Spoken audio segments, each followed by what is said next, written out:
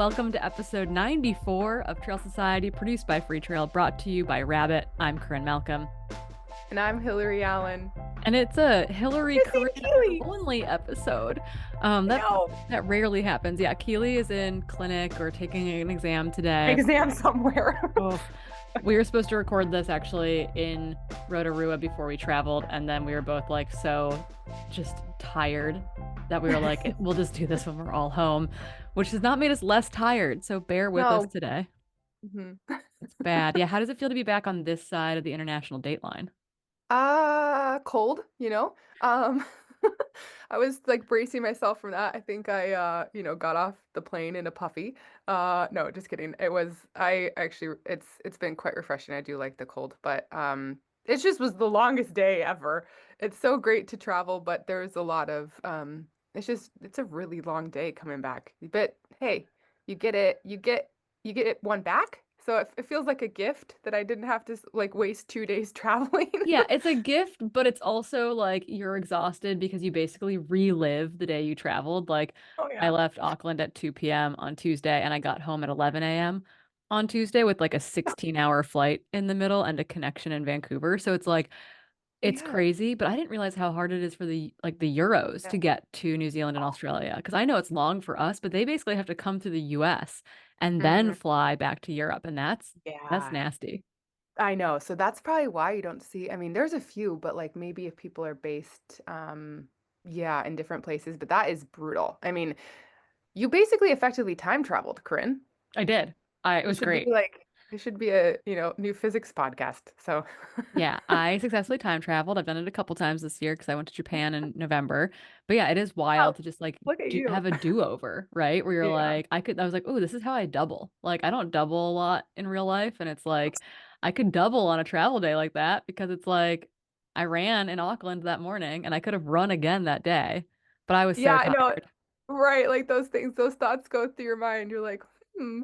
Yeah, but I do it's hard. I mean, I do double sometimes. And it's hard in the wintertime when you're like, The I don't daylight's know. That's the one limited. that's a really good thing about coming home, even though it's cold. It's like really cold. It's been super cold here. But at least the light situation is a little bit different than what it was when I left. So it Yeah. wasn't, I don't feel like I have to squeeze everything in between like, before 3 p.m. and then like start my bedtime routine at like 5. Yeah, it is nice that when the sun does come out, it is here longer now every day, which is really Mm. wonderful because we are quite dark here in Seattle in the upper left USA. It's dark late, it's dark early, but we are getting more and more daylight back every single day. Our sunsets are like way past 5 p.m. now, which is amazing, which means like today, like I won't run until this afternoon and I don't really have to, I'm not going to bring a headlamp. Like it's going to be really nice. Yay. So, But that feels good. speaking of Seattle, Speaking of am I gonna, Seattle, am am I I going to gonna see be in you? that area maybe soon? I don't know. Yeah, I wanted to give a shout out to Rabbit today and talk a little bit about the events they're partnering with, specifically Tiger Claw, because it's just down the road from where I'm sitting here. It's really cool, and it sounds like you might get to see Hillary and I there in Oh. person. Yeah, so okay, I've heard about this race. And I'm so excited that they're partnering on different events throughout the year, but I think they're trying to kind of get into like have a trail running series that's sponsored by them. And it's so cool because we get to be involved. So, but tell us about the race a little bit if you can, like, because I've Yeah, heard, yeah. it's cool. So there's two, I'm sure you've heard about it from your Brooks teammates a little bit that are based out here, but it's now 2 days of racing. They do an ascent up to the top of I think they go up cable line kind of direct, which is like a classic like verti run here in the Seattle area out on Tiger Mountain.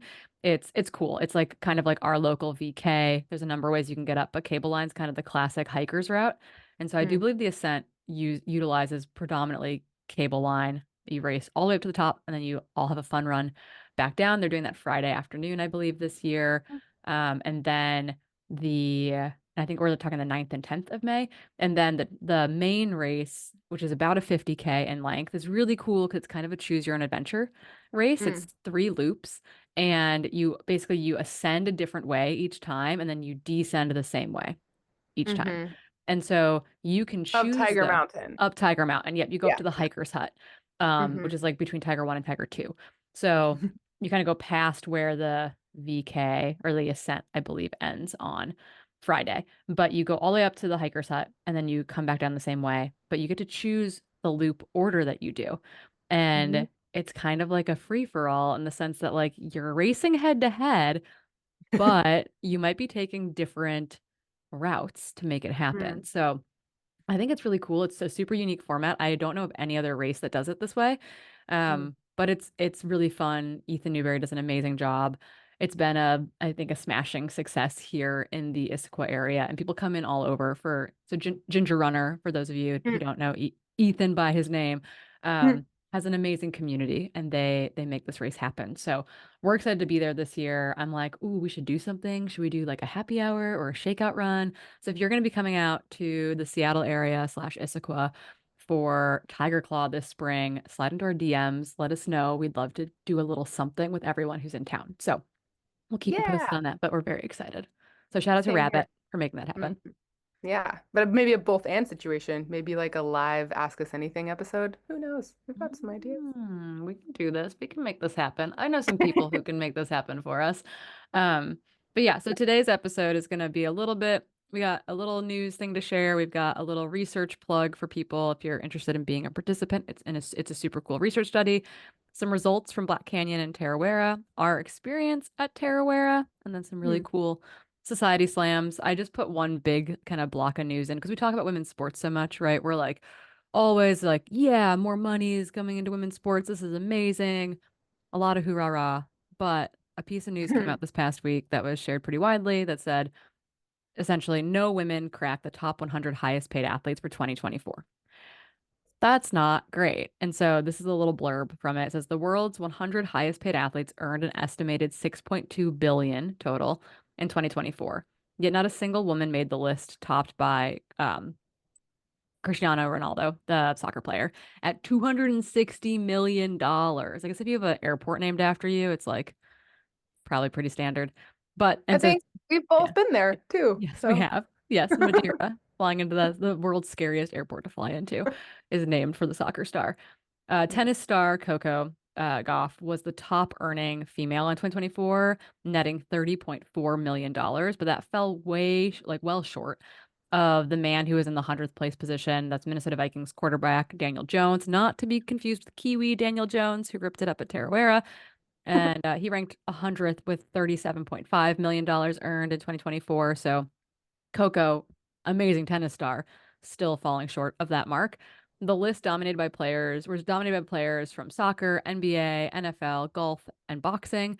And this highlights the persistent gender pay gap in professional sports, even as female athletes like retired tennis star Serena Williams, who earned 41.8 million in 2021, have previously earned amounts that would have qualified. So it's just like this kind of consistent battle in which female athletic stars aren't earning the same as their counterparts. And this wasn't obviously just like US athletes, for example. This was a global earnings metric. And mhm, so it's like while women's sports continue to grow and to elevate and to have more investment, that money isn't oftentimes trickling down to the players. There's a big renegotiation going on with the WNBA, for example, trying to give the players more of a cut because I think effectively right now most of those players are salary capped at most a 75K a year.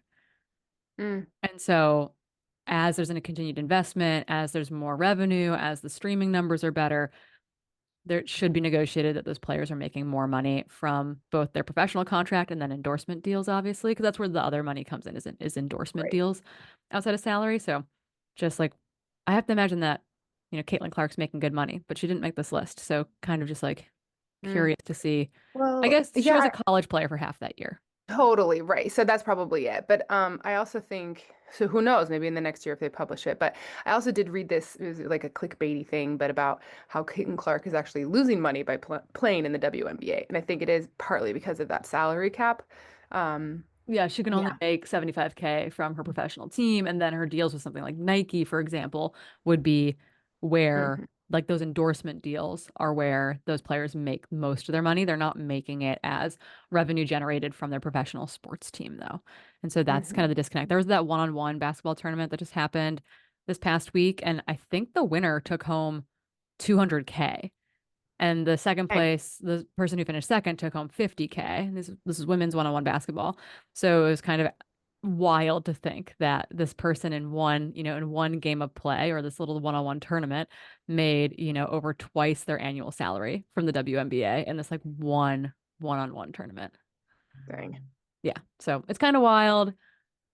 The system ain't perfect, but I just think it's important to highlight kind of where those disparities exist because we do highlight the positive trends all the time. And so it's easy to forget that it's still an uphill battle and we still have work to do. And we're going to continue to shout about it, I guess. Yeah.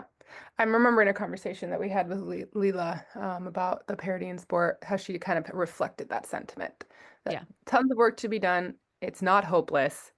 And yeah, there's still inequity. So Yeah, exactly.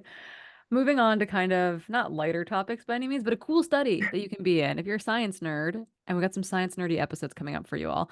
We did a really fun interview yesterday that will come out in March with two researchers from Stanford. Y'all are gonna love it. ooh, They're amazing. It was such a fun talk. Hillary, you're gonna love it. I can't wait for you to hear it so as well. mad that I missed. I was traveling. I thought I could do it in between. Like I thought I could do it in between my like connections. No chance. No chance. Yeah, it was really cool. We sat down with Morgan Smith and Naomi Hunter. Naomi's a PhD candidate at Stanford, and Morgan Smith is like in her third year as a postdoc and is Naomi's mentor. They work in the Mm. same lab, and they are so freaking cool. So that will come out the episode after this, episode 95. So more science coming your way.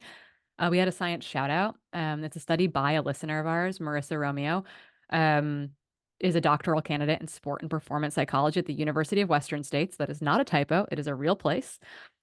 I want to go to the University of Western States. We should study ultra running there. She's aiming to contribute to the broader conversation on mental performance in our sport. Super cool. Hillary's like, I can't wait to do this survey. And she's looking Yeah. to study the psychology and flow state in ultra runners. So the study is Mm. actually a two-parter. Okay. So essentially, the study is open to ultra runners 18 or older with a race scheduled between now and June 1st. Okay. So that's like, those are the qualification marks 18 or older, ultra runner race between now when you're listening to this on February 25th or something like that, and June 1st, because it involves completing two brief surveys, one before and one after your race. Each takes about 10 minutes. After the race, participants will receive an email with a link to complete the follow-up survey. So you'll be told in the first one basically like it should be a set it and forget it, where you'll get an email to do the second survey. So we will put that link in our show notes because it's a garbly-gook link, which is great, but you're not we can't spell it out for you. So go to our show notes. If you can't find it in our show notes for some reason, slide into We'll our post it in DMs. stories, yeah, or something like We'll that too. continue to Yeah. post about it online, but cool study. We'll probably mention it in the next couple episodes as well while we still have a moment and time to capture those people. But again, 18 years or older, studying psychology and flow state and runners, two surveys if you're doing a race between now and June 1st. And there's a lot of you doing a race between now and June 1st. I'm looking at you Canyons runners. I'm looking at you Tiger Claw runners. Mhm. Chianti. There's a bunch of racing coming Oh up. yeah. County. Chuckanut, Oh Big yeah. Alta, Gorge 100K, 50K, Oh 30K. my gosh. It's So, starting. so many races coming up. And that's just my West Coast bias showing. There are races happening everywhere. So Run if through you're time marathon. yeah, exactly. We'll make it happen. So we'll put that link in the show notes. And if you have any problems with it, just let us know. Excited to continue to pass that on and grow science and sport. And maybe when she's done with this research, we can have her on to talk about it. That'd be super cool. Mm, that would be Okay. sick. Now let's talk more about races. Yeah, I was gonna say, speaking of racing, a lot Yeah. happened recently. I was like, did we talk about Black Canyons? And I was like, no, No, we were we like didn't. off. I think it was like happening. Like we recorded the episode, and so we didn't. It was like gonna happen that weekend. So now we get to talk about it, even though it's not old news. Come on, It's it's still not old new. news, but it happened obviously earlier this month. And it was Hmm. crazy. I was there in person. I was like, oh, right, I was there. And then I flew directly from there to New Zealand. That's why none of this makes sense. But it was wild. I got to be out there. I did the pre-race show and the pre-race panels. Um, I hosted the back half of the commentary for the elite race for the 100K, and then I hosted the 50K coverage, which was awesome. Mm. Blistering fast racing. We keep talking about records falling left and right, and Black Canyon was exception to that. I don't know if you got to catch any of it while you were in New Zealand, or you followed all I the highlight reels. all of the above. No, it was really good. I got to check, like, it was funny. My teammate Anna Loudon, she came into New Zealand that day, so like we were kind of going back and forth between looking at the live tracker for the race itself. But I mean, you were on the ground. Was it actually, my question was, is I wasn't clear how hot. It looked pretty hot, but how was it in compared to years past? Um, it was warmer than last year because last year you'll remember that it snowed and they had a 3 hour Yes. delay. Some years it's really wet and rainy, and so that, puts them on alternative courses or it's just kind of sloppy. The conditions were pretty ideal. It was hot. We did see favorites like Mary Denholm drop Mm, out due to the heat. She historically doesn't, quote unquote, in her words, doesn't do well in the heat. Eli mhm. Hemming also had some issues in the heat, but I could tell you the men's race like did not cool well. Like just Yeah. it was interesting to see some athletes really nail their cooling. The women's field largely nailed their cooling. The men's field, Seth Ruling was one of the only guys in the initial top kind of four group that was really utilizing cooling, and the other guys fell out of that group, allowing openings for some really cool guys to get golden tickets and to end up in that top three because again, it was a super qualifier, i.e., three golden tickets for men and three for women, as opposed to only two. So there was room for it to roll through six. There was room for one more person to get a ticket. It led to really exciting racing.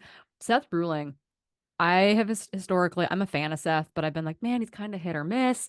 I'm waiting for him to like put together an outstanding performance because I do think at the 100K distance in particular, he can be outstanding. But apparently, partway through the race, this was from if I don't listen to the Boulder Boys podcast. They did a really nice recap with Seth. It was very funny, very enlightening, it was wholesome. It was great. But he came through some aid station. He's like, no one's cooling. No one's stopping for water that I'm running with. No one's cooling. He left the halfway aid station with not one, but two ice bandanas on. Like his crew took care of him and he nailed it. He had some vomiting with like 10 miles to go. And then Matt Daniels, I think, bullied him to the finish, basically. It was really cool. So big kudos to Seth Ruling. He broke Hayden Hawk's course record from the year before by like 4 or 5 minutes. Mm, It was sick. Like I yeah. didn't know that Hayden Hawks's course record was going to go down. I thought that was, I know that Yeah. they have ideal early conditions last year, but with the temperatures, it felt like that was a pretty solid time. Yeah, I know. I was surprised at that too. Like, and I'm I didn't know that the cooling thing didn't happen, and maybe that was why um maybe the men were just like focused more on like the competition and like staying with one another because I know it was like pretty close. And then it kind of that last 10 miles, there was a lot of like There was shaking up. carnage. Yeah, and no, and oh my God, I know we have to talk about the rest of the two, but I was like so pleased to see Joe McConaughey finally get a ticket. Yeah, it was his Because eighth attempt. Sorry, the I sun's know like he's in been my trying, eyeballs. like, no, we're good. This is a rarity in Seattle, but no, but Joe, he's been trying it.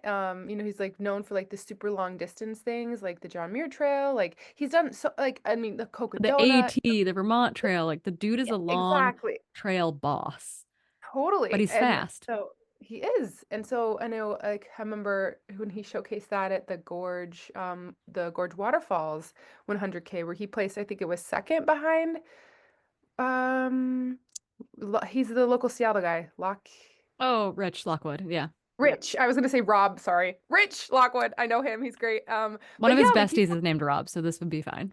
okay, so there we go. But I'm picking up on the vibe. But yeah, it was super cool to see Joe finally do it. And like it happened in the last little bit. So I wonder if Joe was cooling. I have to ask him. Yeah, I do think that the men that ended up in second and third were utilizing cooling and they were moving super well. So in second place, so Joe finished third. He got that third golden ticket. Mhm. It was his eighth attempt at getting golden ticket. He's come up just short or kind of in that like fifth or sixth position a ton. So Mhm. I think he was very, very happy to get that golden ticket. I got to talk to him a little bit the next day. He was feeling in high spirits. He is not going to do Cocodona this year. He was signed up for it, but he's going to focus on Western states, which I think is smart. But in second place, little known, I still don't think we know that much about him. We are learning about him still, and we'll learn about him more between now and Western states, was New Jersey's finest, Will Murray, high school math teacher and baseball coach. He was fourth at Oh, Leadville last year and like I want to say like 17 and change. Ran fast, but like who is this guy kind of thing. And he was in the mix most of the day. Like he was within the top six, I want to say, from at least the halfway point when I first got to lay eyes on the men and women's race in person. So he had arm sleeves on, he had ice going down the arm sleeves. He really seemed to be pretty dialed in. So super, super excited to see what Will Murray can do at Western States. And like just I love that we got the names like Joe McConaughey who finally gets it done, and we've got this like brand new name to be excited about in Will Murray. So that was fun. Like it was a cool shakeup in the men's field. The women's field played yeah. out, I think, much more like all the heavy hitters stayed in. There were some notable, like there's a notable DNF in both Katie Asmuth and Mary Denholm, who both kind of had Mm, hard days. Heather Jackson didn't have a great day. mm, Canyon just has not come to fruition for her in the last mm, couple of years.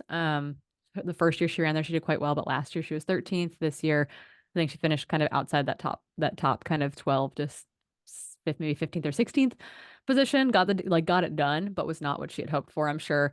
But again, Heather Jackson already in Western States doesn't matter. So the women's race played out with more like many more of the heavy hitters staying in it and staying in it the whole time. But by the halfway mark, Riley Brady, I think, had 2 minutes on everyone else, with Tara mhm, Dower being the person in closest striking distance, and that gap would open up to about, I think, 9 minutes mm. by the end.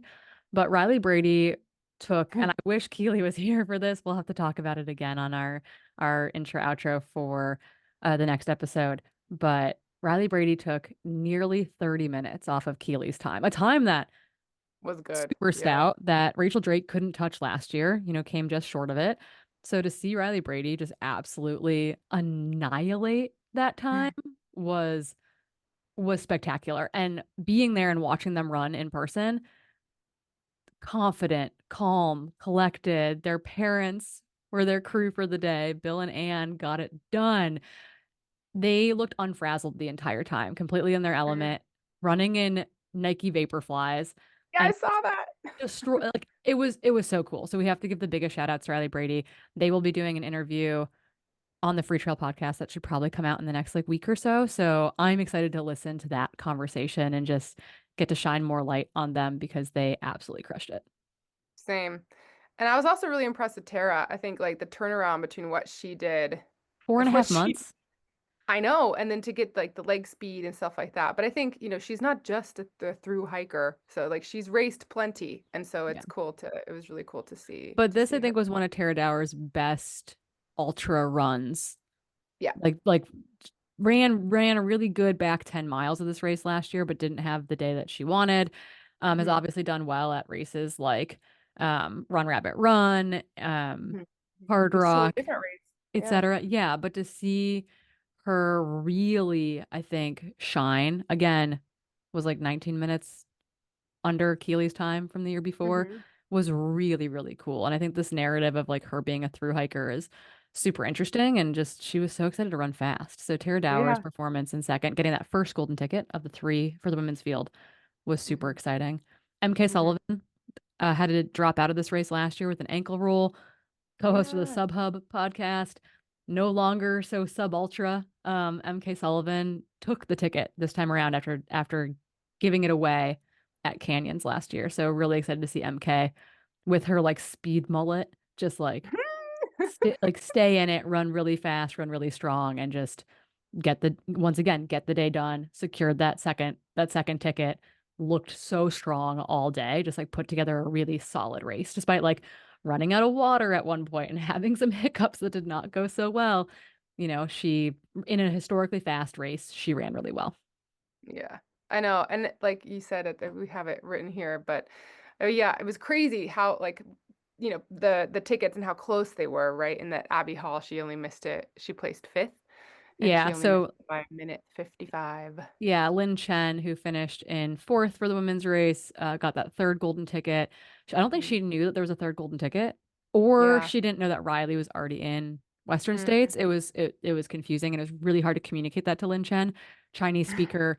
Um, always communicates through a translator type of thing. So I was like trying to tell her on course that like she was in it and she needed to keep stay in it because the ticket was going to roll because of that. When I saw her, Mm, Heather Jackson and Shea Aquilano were also up in that top six group. So it was mm. like Shea Aquilano's already in, Heather Jackson's already in, etc. So Lin Chen gets it done, is totally surprised, gets the golden ticket, super, super cute.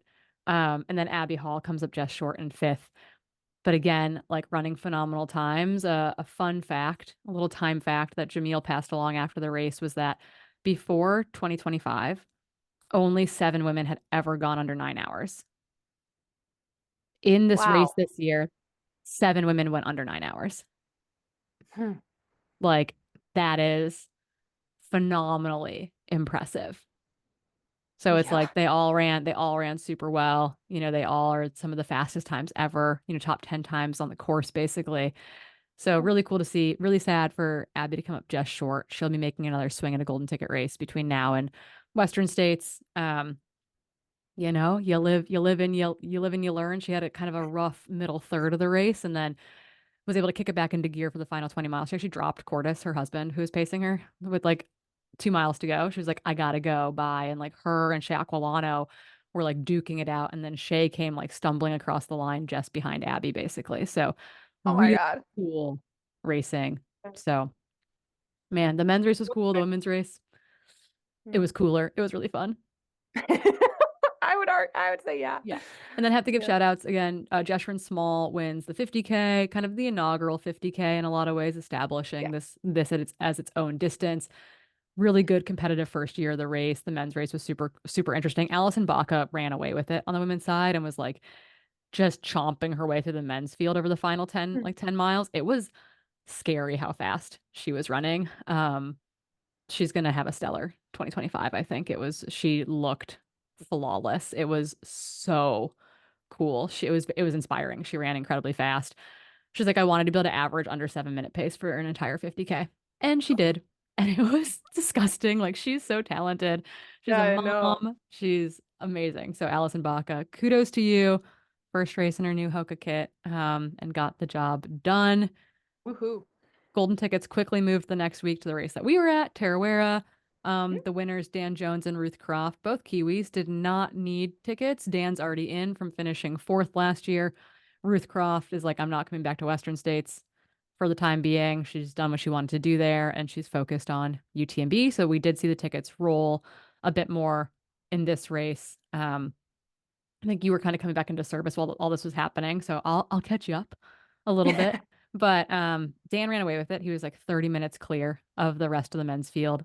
And then the Mm. tickets ended up going to a Hiroki Kai of Japan, who, when Dylan held the golden ticket, which was bigger than usual, like in front of him with Hiroki Kai also behind the ticket, you couldn't see Hiroki Kai. And obviously I Dylan's a saw tall dude. The ticket is very large, but Hiroki was like gone, just disappeared behind the ticket and he was in tears at the finish line. He was there to get a golden ticket. He wants to run Western States so badly. So really excited to see the Japanese athlete make it to Western States. Adrian McDonald dropped down, having done really well here in the 100 miler in the past. Finished in third, secured that second golden ticket. Cody Lind finished just that. 3 minutes out of ticket position in fourth. Oh man. And he wasn't even going for one. He was just kind of Yeah. running. He was just having a good time. And I was like, dude, the B tier fitness that you're rocking right now is really, really scary. So really cool to see Cody just have a good day with his new team. He's a new member of the Adidas Terex team. So cool to see him over there getting the support that I think he's deserved for a long time. And Mhm. yeah, just really fun to watch him race and have a good day. So men's race was exciting. Women's race was wild. Like it was a bit crazier and a bit more chaotic, I would say, overall. Um, the top 7 women were all under the previous course record or like the previous fastest time on course, including Ruth, who held that time. Mhm. Um, Ruth was followed closely by another Kiwi, Caitlin Fielder. And Mhm. I mean, who it's pretty hard to get within 6 minutes of Ruth Croft, and that's what Caitlin did at Tarawera. Like that's pretty scary. She's and what I didn't know going into the race is that Caitlin Fielder is born and raised in Rotorua. So it was I like a didn't know home that race. either. Yeah, home race. Like her niece and nephew were there. There's a cute photo of her holding her like 3-year-old niece at the finish line, and her niece is like, "Did you go swimming?" Because she's like so sweaty and wet. It's really, really cute. So Caitlin took the ticket. She'll be making her 100-mile debut in June at Western States. Beth McKenzie finished in third. Phenomenal athlete, Australian, well, American, lives in Australia, mama too, runs her own company, Win Republic, an amazing like triathlon, mostly triathlon focused brand, but they make great cycling gear, run gear. I saw a lot of people actually out rocking it Mm. that over the weekend in all the races. The ticket rolled from her to Helen Mina Faulkner in fourth. Um, and then Helen initially took the ticket. And she was trying to get it home, I think, more than anything. And then was going to Oh. think about it for 2 weeks, realized it didn't fit in the car. Also realized that she didn't want to run Western States in June. And so the next day she returned with said giant ticket and said that it can roll to the next woman, which then all of a sudden meant that the ticket came down to a bunch sprint, basically, after the fact. Oh Like my we didn't know gosh. that in the moment. We could speculate that maybe the ticket would roll and women needed to be in it. And so that bunch sprint, they were separated by 45 seconds when it was all said and done. Nancy Jang from New Zealand, Julia Sewell, who sent me a very Mhm. nice DM because I keep calling her Juliet Soule. And she rhymes with pool. And I was like, I am going to remember this for forever. So Julia Sewell and Lottie Brinks, separated by about 45 seconds, was a bunch sprint for fifth, sixth, seventh position. Nancy Jang does take the second ticket. It'll be her second time getting a ticket, her second time going to States. She's really determined to have a better day than she had last time around. So I think it meant a lot for that ticket to roll to Nancy. Mm.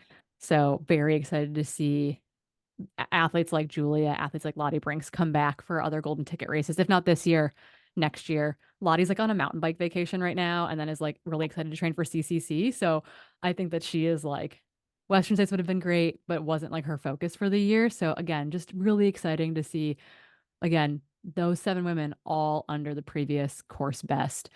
It was warm, it was sunny, the conditions were otherwise pretty good. The course ran really fast. They absolutely destroyed it. Crushed it. I was very inspired because Hmm. they all were very fit. And I was like, oh, as Dylan and I said to each other all week, it sucks that training works.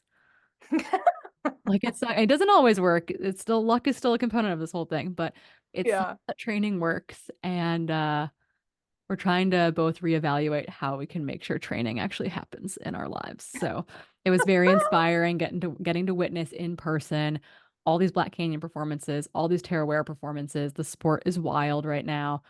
It was my heart hurt for the people who just missed or didn't have the days they had wanted to have, getting to talk to like Anna Loudon or Lucy Bartholomew after the race, just like days that didn't quite come together. My heart breaks when that happens. And at the same time, I'm just like so, so blown away by the other performances that I leave feeling like, wow, this is a cool sport to be in right now. Mhm. Yeah.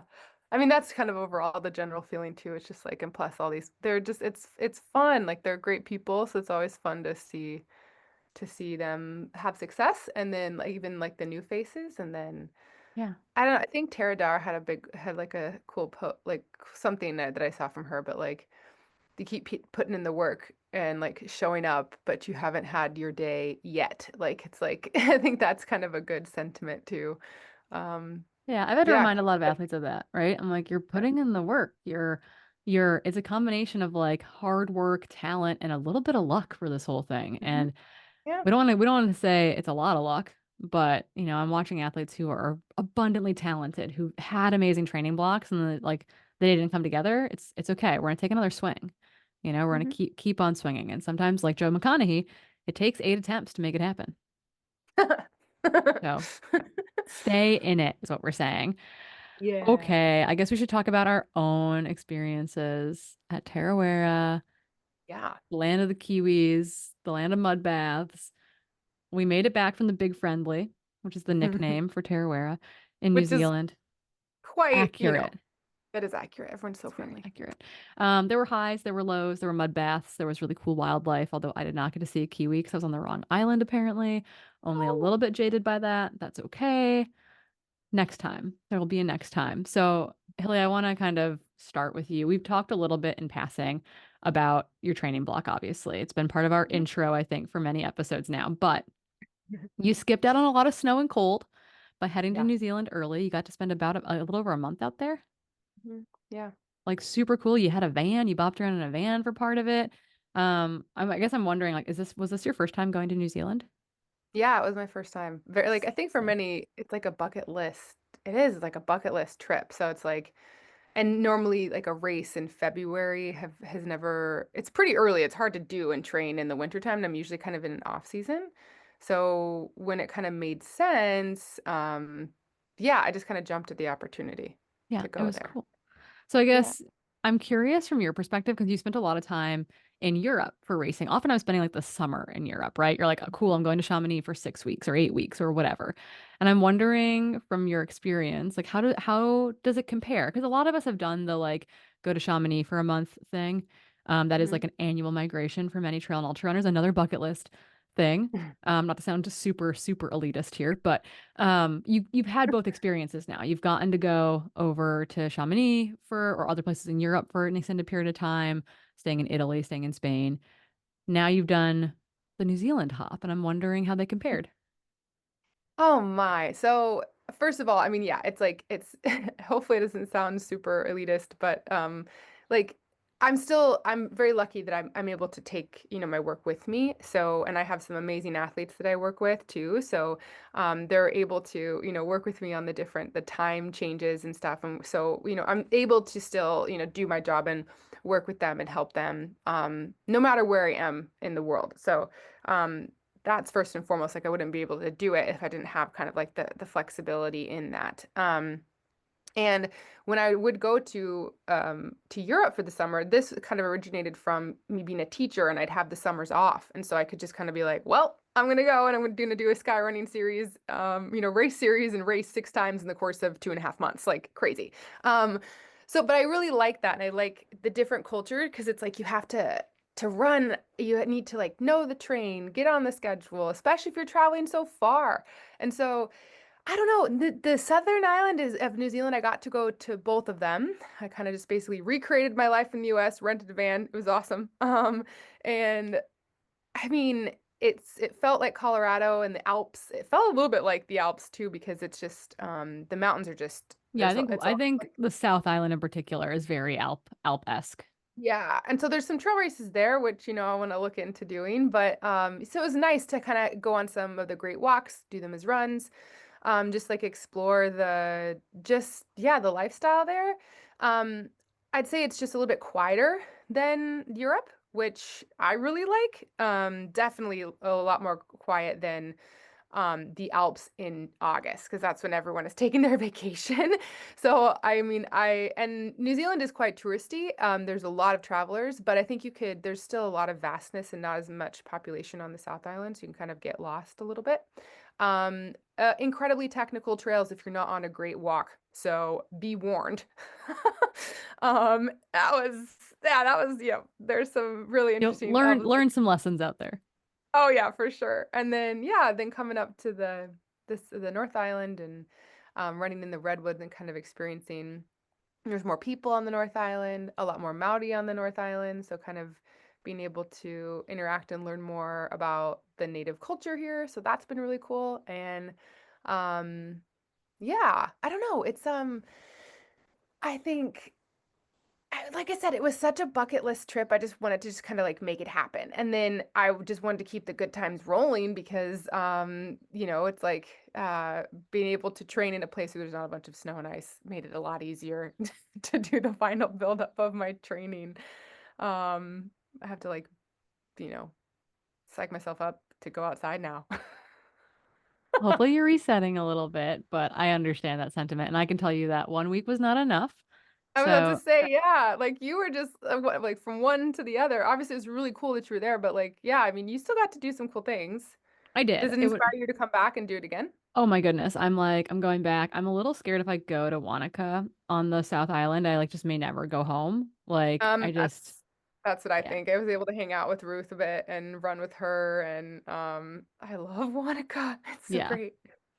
Yeah. Sorry to blow up that spot if people have never heard of it, but I do think that I may never go home if I go there, which is a little bit scary. So We do know a number of doctors who've like gone over for a year or two to work in like the emergency department. So we could very much do that at some point in time, which would be kind of fun. But yeah, it looks beautiful. It seems really amazing. So trying to get Steven to go to summer in the midst of ski season's almost impossible. So that is the one hang up is that it's like Corrine gets to go to New Zealand because Steven wants to go skiing and it is very much summer in New Zealand right now. So 1 week was not enough.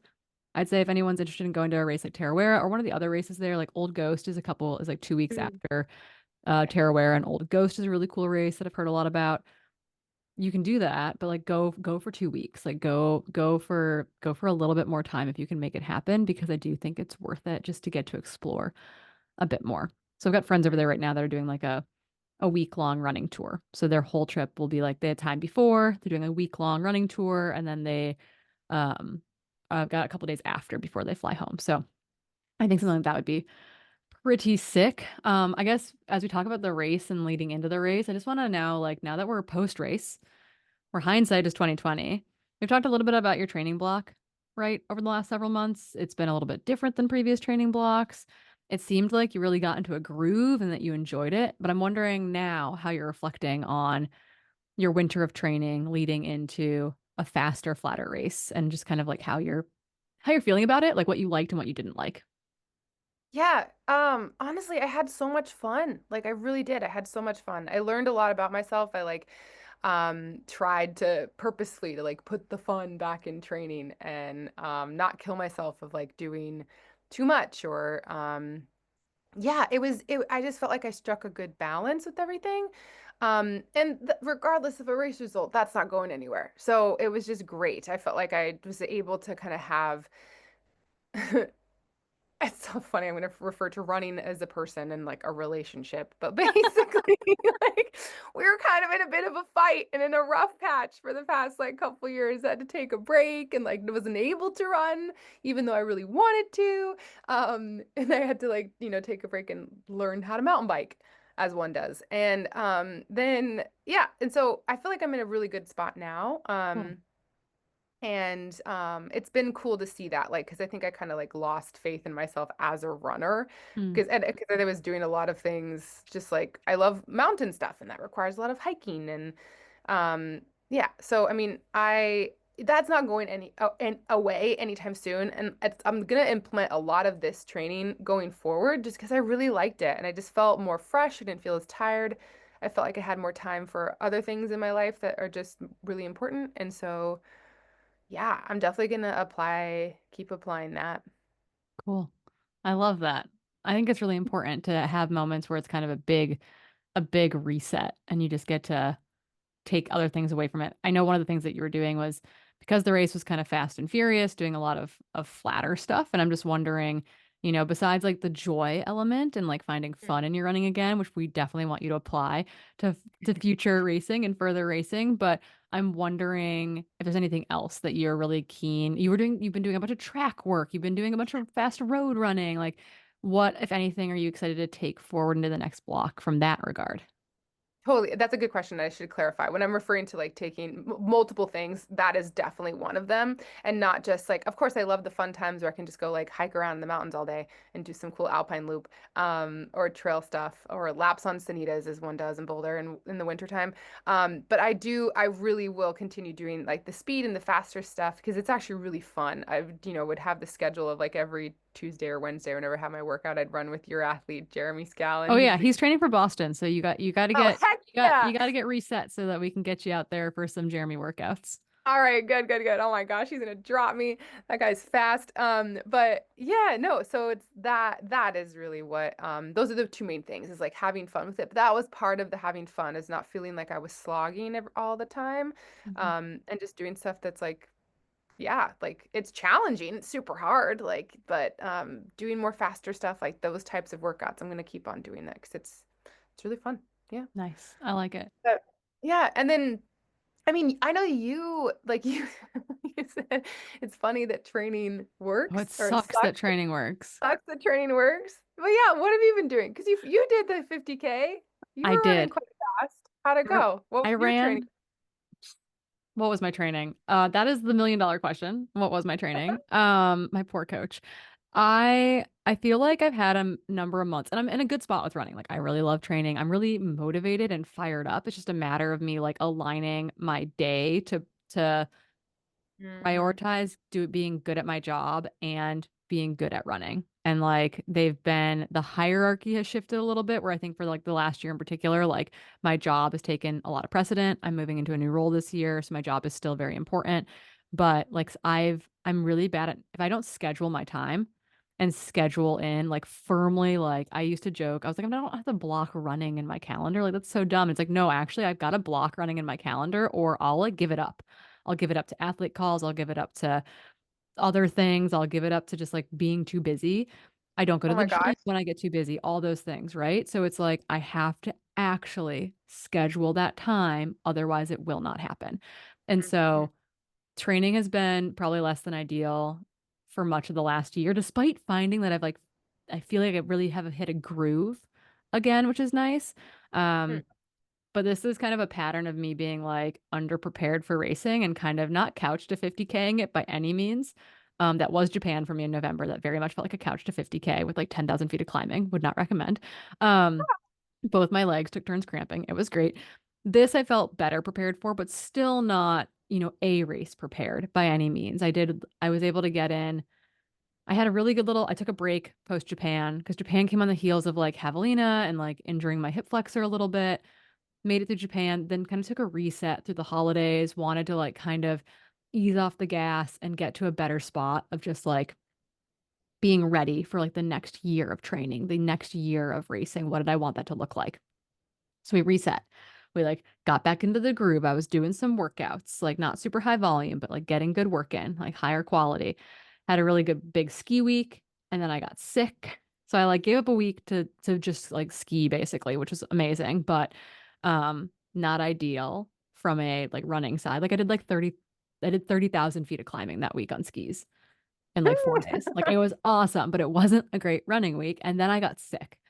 Mm. And like it was not that big of a cold, but I felt like I really got pretty flattened by it. And I had a horrible cough the whole time. And so I couldn't really do like intensity without like flaring the cough really badly. And I didn't want to give myself like bronchitis or any sort of lingering secondary inflammatory issue. And so had to like step back from intensity and step back from volume and then build back up again. So it's like I think my two longest runs were like an 18 miler and a 20 miler. And that like He's wasn't fine for a 50K though. oh I would have liked you don't have to go that much longer than that for 50K, but I think going a little bit longer would have been nice. Having another weekend, like having a back-to-back weekend would have been nice because I definitely didn't do that. Um and do what I say, not as I do. So it's just like it wasn't a bad training block by any means. Like I wasn't terribly sore afterwards. I just couldn't run as fast as I wanted to. I also didn't Mm. do any heat training because as you guys are aware, like we want to start a family. And so it's like you can't be like maybe I'm pregnant and I'm going to go to the sauna. Like those two things are like not compatible. Um so it's like, did I do any heat training? No, of course I didn't. And so all of a sudden it was like, cool, go to midsummer, do a race, be like moderately prepared, but still kind of mid in that regard, and just like Mhm. pray. And so I got what I deserved out of the race. Like I thought I could maybe run 4:30. I ran 4:45. Like I had like full body chills for a large portion of the race because I was just too warm, which is Oh like boy. I'm generally like very good at being prepped for the heat and just like wasn't this time around by choice. And then yeah, just like didn't feel like I could quite turn it over to the degree I wanted to on some of the faster terrain. And part of that is like being a little bit anemic right now. And the other part of that is like not having done as big of a speed block as I would have liked for it due to like illness and like my desire to ski. So do as I say, not as I do. I got to meet a bunch of podcast listeners out there. They had phenomenal days, which was really sick. So, Nice. yeah, I made it. I ran like 4:45. Um, I didn't have crew or anything. I like stopped at all the aids and like was filling up bottles and like I cut my finger on something before aid one, so my finger just bled the entire race, which was super sick. And I watched a bunch of like very fit like marathon moms from Australia just like sprint away from me over and over again. So, it was a good mix of like it sucks training works and I got exactly what I like I got exactly what I was prepared for out of it, basically. Like, it would have been nice to run a little bit faster on some sections where you could run faster, and I just wasn't quite in a position to do that. And that's okay. I like didn't pass out, which is a big win. And I fueled really well for me for this time of year, for this type of race. And I made it from point A to point B, and I got to experience 52 kilometers of really pretty trails. Oh, I know. They're so gorgeous. Yeah. Amazing. Yeah. So good. So Yeah. That's good to what the hear, heck I did Corinne. from training. It was kind of mixed. It was a little bit mid. Don't be me. Um, okay. So we got to talk about the actual race a little bit, right? So Yeah, my actual race. for our Haha. actual race. No, but here's the thing, okay? Like as we've mentioned, right? Like you had a really good training block, and like good training blocks and races just sometimes don't pan out. You experience that, some other people experience that. It's like that bit of luck factor, I think, can be pretty huge. And you had you had an amazing build for this. Like I was really stoked on your build. I think you were really stoked. You PR'd your marathon in a training run. Just that's disgusting, and it's the people are gonna be mad at you about that because it's annoying that you PR'd your marathon in a training run. It's great. Like fitness on fire, prep, really good, super dialed, went down there early, had a great time. So I'm wondering, given all the like the positives of this block, of the joy Yeah. you found, of the PRing your marathon in a training run, how are you feeling at first blush of like the race not quite adding up? Yeah, I was super disappointed. Yeah, like it was a lot to process because like but just because you have like this perfect training block doesn't mean anything. I Yeah. mean, like It's not a ultra waste running, though either, right? Like that's an no, important it's thing. not. Like never Yeah. wasted training. Yeah, that's not what I'm saying. It's what I'm saying is that it doesn't like ultra running is one of the few sports where you go up in distance, and especially if you go up in like technicality, but up in distance, where fitness isn't the only predicting factor. There is a bit of luck that goes into it. There's just other like you just mentioned it, heating, like overheating and then nutrition, like all the regular things, but that doesn't have anything to do. You can practice it, but still sometimes if you're traveling internationally, you can have a stomach bug or something like this. But overall, I was very, very defeated. And I said to you jokingly, I'm going through some sort of existential crisis I over mean, here. I Because texted you and I was like, "Hey, please let me know you're okay." When I like what did found I out, say? I think It you was probably said, pretty morbid. I think you were like, "I'm fine, just getting back into service." And then like, I want to quit sport. no, no, I've gotten those texts from you in the past, but that was not this time. Yeah. It wasn't too down. You like told me that your ankle was an issue, I think was the Yeah. big thing. But and then I got to see you the next day. We went and had a mud bath experience. It was great. We were all kind of hobbling around, which was No. excellent. But just like, yeah, so I guess talk about, like a weird thing, just like not going your way. And then kind of like Yeah. you've been able to realign on things post race now that we're a couple more days removed. Yeah, totally. And so, okay, like I said, it's completely fine to feel disappointed about a race. Like it's completely fine. But the difference is like not going down in this rabbit hole that my whole self-worth as a person, as an athlete, it's like linked to this because that's just not realistic. And it's just not. And so, I think it had led me, so okay, I had to stop because of my ankle, which was really, really unfortunate because even through the whole buildup, it's been doing really well. And I think that's because of how I've trained differently. I wasn't constantly stressing it with like a bunch of vert. I was doing more runnable stuff. It was feeling really good. I had actually had like the least trouble with it, like with, my PT and then taking that on the road with me, like different exercises. So it was, and I'm trying to think back at one point. It's like, you have your adrenaline, you're focused in the race. Like the first 3 hours was in the dark. And so I'm trying to think is like, did I like twist it at some point? And I must have because I do remember a certain point where it started to affect my gait and I started kind of like limping Mm. and I couldn't like push off. It was just something I was like, okay, something's not right. And I changed shoes and to like a kind of a lower profile shoe. Not that anything was super high profile, it was just like a little bit lower just because that's just to see if that would help it. And just things got progressively worse. And so, and I always have a very firm line with that, with injury, just because of my past. And there's certain things like I love competition, love it, but there are lines that I will not cross. And one of them is just because I've had so many pretty hard things happen to my health. Like, I mean, Corinne, you know this with like injuries and things like this.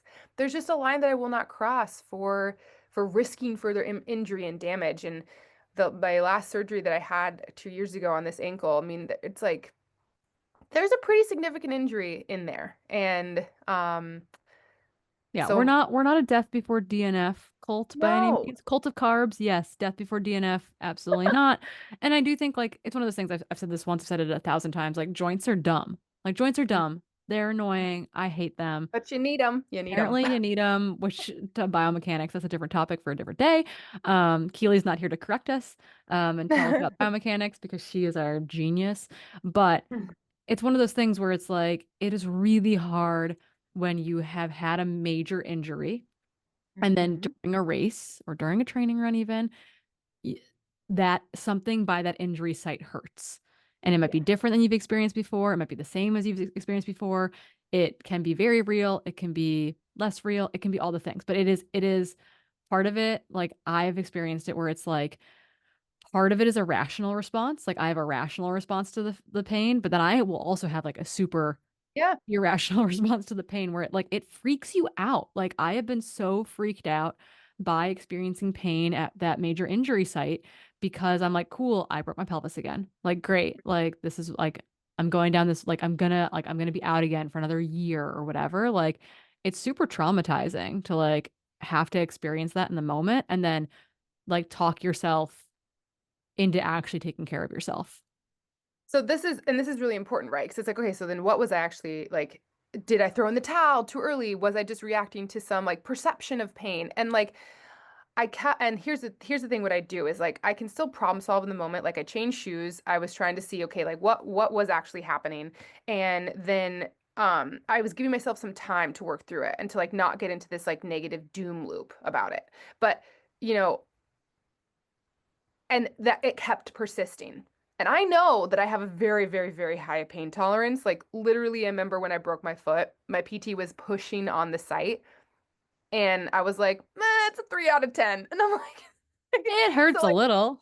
it hurts a little, it's fine. I'll probably try to run today. Oh, I like remember texting my coach, feels 80%. I'm like, what the hell is wrong with you, Hillary? But so I know that I have like a really high pain tolerance. And so it's a very fine line. And I know I'm not overreacting to something. It is real. Like the next day, I saw and you. It still this hurt. is this was actually really concerning because normally if that hurts, if I have like ankle problems during a long run, like it'll present itself, but then it's better the next day. But it hurt. Like I did this little like walk in these thermal pools, like learning about, I don't We even know. skipped it. Esther and I were like, absolutely not. We're going straight to the hot water. It was so cool. I wanted to look about the like the like the I don't know, so, like the different pools and the little geysers and the acidic and alkaline pools in Hell's Gate. And it was like literally it wasn't even a very long walk. I think it was barely a mile, and I had to take breaks because like my ankle was like aching. And so that like Oh. I was like, okay, you did the right thing, but it's also like concerning. I'm like, okay, what did I do? Hmm. Um, because it's been feeling super good lately. And so that's the hard part too. And I think really, and I think I talked to you about this, Corinne, the biggest thing that was the concerning thing for me is going into this existential crisis of like, what is enough? And I had this injury, like this accident 7 years ago, this incredible recovery. I remember returning to run because it was something that I needed to do for myself and that like it made me feel like a whole person. I think this last injury recovery, when I went through the ankle surgery 2 years ago, kind of as a follow up from this accident, I felt hurried to get back to running. I felt like I had to. I felt like I had to like, oh my gosh, like I have to qualify for UTMB. This is like what people are doing now. I have to like do this. And I felt like rushed. I felt like part of the return to run was not for me. I felt Hmm. like I was just doing it. And then I felt pressured to do like the like UTMB and these longer races. And like when I think about it, like, do I actually enjoy this? I was really motivated to do Tarawera because it was different. It was a runnable race. It was like faster, flatter. But did I really need to sign up for the 100 miler? And I think when I'm asking myself these questions, I think it's no. I think I need to take a break from the longer stuff. I've been enjoying kind of training less volume, faster. It's kind of going back to my roots of like a sky runner. I literally there were times in my career where I was like, I'm never gonna run 100 miles, like 50K to 80K max, man. Like that's fine. I'm good.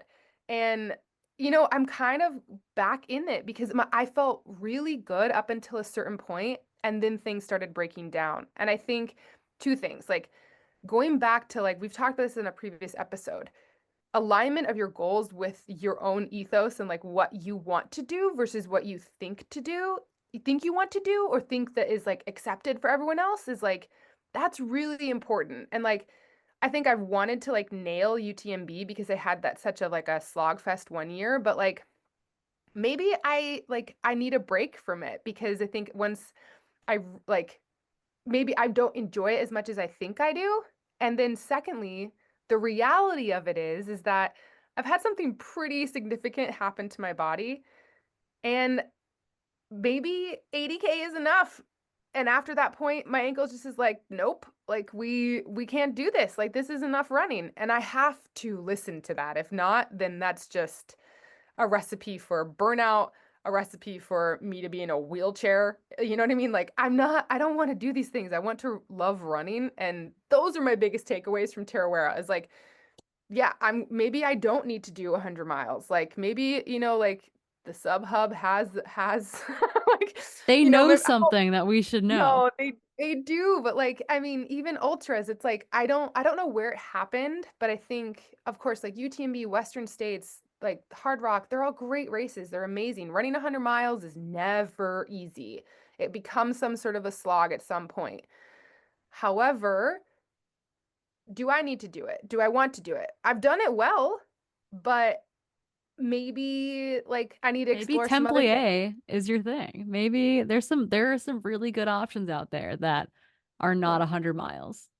Yeah, and I think that's important. Like, yeah, just kind of going more like goal alignment, like doing things more for like what makes me Mhm. excited and motivated, and I can like kind of reap the benefits of my training rather than doing it for what I think I should be doing or what I think like sponsors want or what I think people in the community want. Like, it's like no one's good. I mean, unless I don't know, unless you're Ruth Croft or like Courtney. No one's good at everything, but like, you Yeah. know what I mean?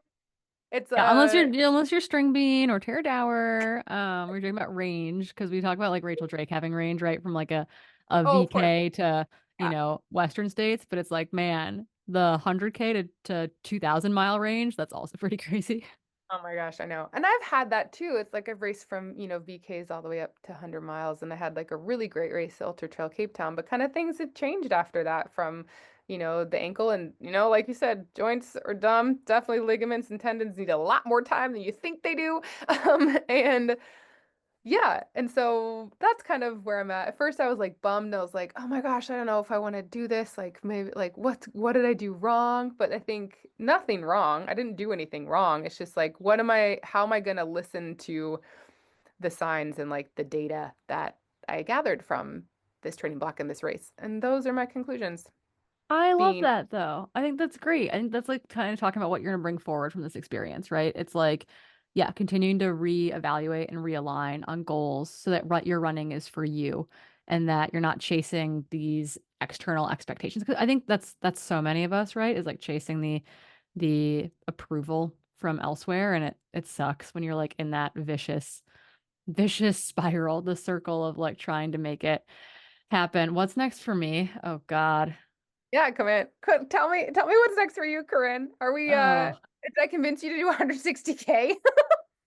Um, it was really funny reflecting on like the 50K, for example, right? Like Yeah. I think that I'm like a little out of my depth when it comes to like fast flat racing for the most part, which is always exciting for me. Like that's why I went to Javelina because I was like, this is going to be a community event. I have friends everywhere, and I'm excited to like train for something new or try something new. I still do think that for me, my heart is in the like weird long hard things. But I actually have to train enough to make that happen. And like that's the other that's what I'm coming up against right now is like, can I train enough to make really good 50Ks happen, or can I train enough to like actually put a long thing on my calendar? Because I do think that the long things on my calendar are what excite me the most. But I do recognize that there'll be periods of time in life where like it's not feasible to train for those things to the degree that I want to. I mean, currently the only thing I'm signed up for right now is still the Mammoth 200 at the end of September. So it's like, is the Mammoth 200 the next thing I'm racing? Probably not. There are probably things between now and then, hopefully. But I'm excited to like I'll probably stay on the like hard rock qualifying path. I do need to get a hard rock qualifier this year if I would like to stay in the lottery. So that is always, but at the same time, I have to blend this right with my insane summer schedule. Like Mm, the race season is on, and that means that my community involvement, commentator, media hats are all on as well. And so it does become really hard for me to race during the meat and potatoes time of year, right? The like May through end of August timeframe is nutso. So I don't know, maybe that means I'm doing Tiger Claw in May. Otherwise, I'll just be screaming at all of you, which would be really fun. So trying to figure that out a little bit as far as I do feel like I'm racing month to month in a big way right now, which I don't love. I don't love having to do that, but I'm also we've talked about this being a woman, like wanting to start a family. I also like right? my season might end at some point, and that is also okay, but it's also like, oh, how do I train for That's anything when I don't know what's coming down the pipeline? So I'm trying to find things that excite me in the near term in order to put something on the calendar so that my training feels really directed, while also having things at the end of the year so that if, we're not starting a family, or if it doesn't work or doesn't happen, I have things that I'm training for that I'm excited about. So that would be like the Mammoth 200 at the end of September. Assuming permitting all gets approved with the massive federal layoffs right now. Mhm. That's a whole topic of conversation for the pod, given Oh that like gosh. we need our federal workers who keep our forests safe and also do things like permit our races so that we can run in the US on Mhm. trails that we love so much. So I've talked about doing like Fat Dog 120 in Mhm. early August as a training run, effectively, just a 120-mile training run Oh my for gosh.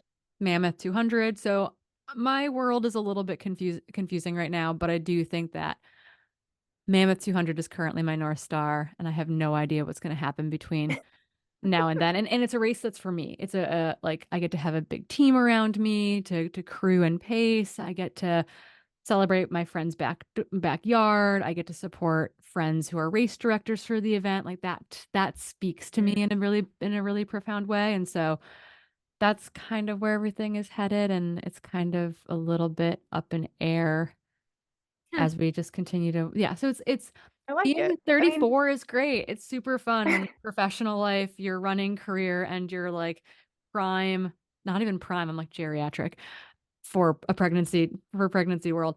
I Um, know. it's like they're all coalescing, and it's like really hard and frustrating. And so many of you listening to this are in the same boat or have been in this boat or are going to be in this boat. And it's just like you plan until your plan falls apart, and then you just do whatever happens. And so Then you make a new plan. you make That's a new what you plan. So hopefully, yeah. It's like hopefully my season ends in a way, but also I'm planning for if my season doesn't end, and that is what it is. So I get to be at a bunch of races though, no matter what, and that will always be very exciting for me. do. Yeah, And also I know. training works, so I'm gonna do some of that. Nice. Yeah, yeah, Yeah. yeah. I mean, that's kind of how I feel like where I'm at. I'm not really sure like what races I have, but it's kind of exciting because I'm not going to be in Europe this summer. Like I kind of decided a long time ago I needed a break from UTMB. So, I'm going to do some other things, which Yeah. is going to be Sick. exciting. And then I can just add on some other races as I Yeah. feel like Like I know I'm gonna be at Speed Goat, for example, for work, and so it's like, well, I might as well run Speed Goat if I'm gonna be there. coach. Yeah, it's a great race though. Yeah, couch to altitude 50K sounds great to me. No, no, no. Hopefully hopefully I have a modicum of fitness going into that, but we'll see. But so I get to double dip a little bit. I'm collecting a Yeah. billion stones this year because I have to be at all these by UTMB races for work. And if I'm gonna be there, I might as well collect stones and then I can put into the Mhm. lottery if I want. They're good for 2 years, so hang on to those puppies. So I don't know what I'm doing. Tell me what I'm doing. Slide into our DMs. Let me know what I'm doing, and we'll plan my schedule together. Sweet. That Because sounds I think good. our listeners The are way more same for together than me. us. Yeah. I know, having met many of our listeners in person at events recently, they are way more put together than us. So help us team. Let us know what our life should be, including maybe we're just gonna do the whole rabbit race series. Maybe that's what Yeah. I'm doing this year. Okay. Who Let's knows? go. Let's do it. Okay. We tag Speaking of, team it. Like you can do Javelina. I'll do Leadville. yeah, sure. Sounds great. Perfect. Okay, deal. Signed. I thought we weren't doing 100-mile races, but maybe Leadville's fine. Yeah. Okay. We can do a relay team. Did they do that? Yeah. No, they don't. Okay. We'll have to figure this out. We will support someone else at Leadville, maybe. That would be fun. Okay. Well, that could be cool. Or, you could wear a red-haired wig and I could wear like a dark-haired What wig and color make is it this? Yeah. dark hair. I don't know. It looks great. You're with your bangs. I Oh could just roll. yeah. I cut them for Tarawera and now they're pinned I back saw up you were again. looking good. Looking snazzy. Okay. Okay, okay. We're gonna slowly wrap things up and we've got a great little handful of society slams to talk about, pertinent to recent podcast episodes. I'm gonna read the first one because I decided that, I guess. So the first one says, "Thank you for today's deep dive on iron. It's easy to get lab work done, but it's not so easy to decipher the results. I've been uh evangelic evangelizing my getting my iron labs to my friends. Yes, preach the good word. Get your blood work done. Since I got my own blood work done 8 years ago and found that my ferritin was a 7.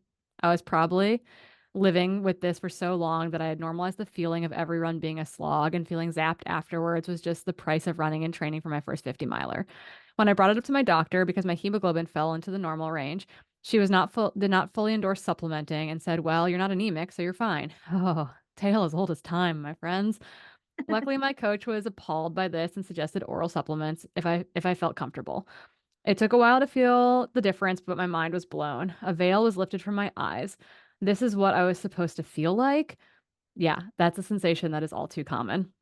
As someone who wasn't a collegiate or a pro, blood work wasn't on my radar, and I've continued running I continued running in iron ignorance had I not invested in myself and coaching. I wonder if there is a weak link between fewer women competing in endurance events and women with anemia. Which is an interesting question, right? Like if exercise just feels awful, why would you do Mm. it type of thing. So, and we do know that women just in general are more likely to have anemia. And so she goes on to say, would I have continued pursuing ultra distances if I never learned about my ferritin levels and continued to feel like garbage? Who's to say? Again, thank you for taking the time to cover this topic in depth. You three are fantastic hosts, and I look forward to Trail Society Tuesday every other week.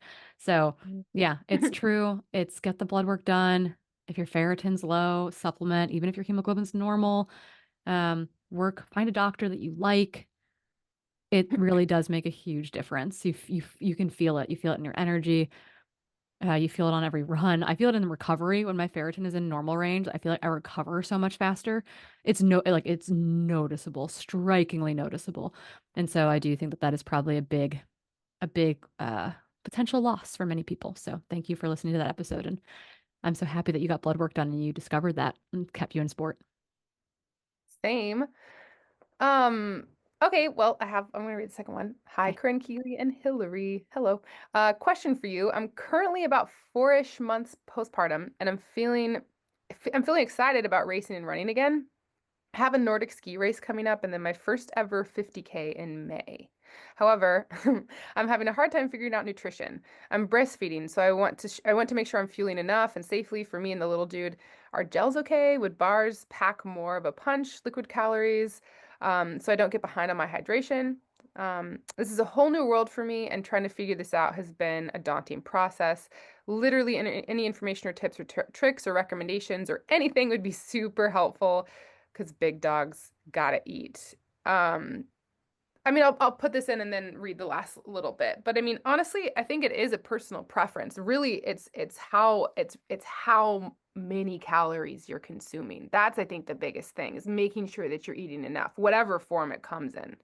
And it might be a kind of a both and situation of all the bars, gels, drink mix, especially if you're breastfeeding, because as you mentioned before, like we have interviewing several people, like Rachel Drake in particular, like she like she just she wasn't aware like just how much she actually needed. So yeah. Yeah, you need a lot. You need a lot of, if you're breastfeeding, you need a lot of hydration and you need a lot of fuel on board. The metabolic load of breastfeeding alone is super high. And when you add training on top of that, that need just goes up even more. And there's more information coming out on this, but still it's not enough. So turning to looking towards women who are postpartum who have gone through this process before you and even reaching out to them. Like Rachel's a pretty open book. If you slide into her DMs. Sorry, Rachel, for putting your DMs on here. But I do think that having those resources is really important. And so generally most sports nutrition should be safe for you and your baby. It's not that dissimilar from normal food. If you're super caffeine sensitive, maybe that's the biggest thing to look out for. There's also weird gels with like nootropics and stuff in it. I wouldn't do that. But like most standard sports nutrition is great. If you have any concerns, making sure it's, NSF certified or further regulated can be a benefit to you because then what they say is in the product is the bigger deal. It's not necessarily about drug testing. It's about the fact that like you can trust what's actually on the label. But generally speaking, it's, at the end of the day, it's all glucose. And so Mm. that's really important from a satiation standpoint. Yeah, some bars, for example, that have a little bit more fat and protein in them could go a long way. And then, yeah, utilizing all forms of nutrition and really making sure you're hitting your hydration needs for the day, I think is going to be really important as a breastfeeding mom. Mhm. And just to round this out, she says also, I've been a longtime listener of the pod and totally love it. Speaking of which, so sorry if my questions was answered in a previous pod and I'm forgetting about it. Don't worry, we're happy to go over it again. And you three are so inspirational and I appreciate everything you're all putting out in the world. Thank you, thank you, thank you. Thanks for listening. Hey, we got one more blood work one, but also talking about boobs. I love it. Love tonight's episode. So helpful and a good reminder to get my blood work done soon. Also, a weird one. Have you ever had to come to terms with your body changing as you get fitter and not loving all the changes? This is actually a super interesting question. Hmm. Case in point, as she goes on to say, my boobs, quote unquote, deflate as I go into training more seriously. I don't mind all the other changes because I like what my body is able to do as I progress, but the boob thing is hard. I have a bigger chest and they don't look as good as my mileage increases and I get fitter and running, even though simultaneously it is a lot more comfortable when they're not bouncing everywhere. That's a super okay. Once again, the three hosts of this podcast have small boob privilege. Some from the itty bitty titty committee, some from like the more mid range boob. So we don't have a ton personally. I don't think any of us as hosts have a ton of experience with that, but that's a super interesting question. And I'm curious what other listeners think about Yeah. this, just because you're right. Like your body does change through training in all sorts of ways. And those changes aren't always, it's hard to reconcile what your body can do for you and how your body makes you feel. And again, you can feel positively and negatively about your body at any size.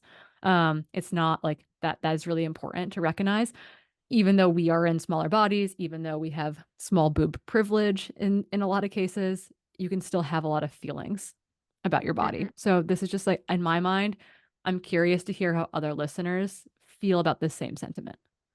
Yeah, me too. I mean, I think it's a really interesting thing because I think people focus a lot on, oh, how my body will change if I'm like, going through injury and, things like that. And the feelings associated with that. But yeah, I mean, shoot us some follow-ups if anyone has any similar experiences. I'd be curious to hear about it.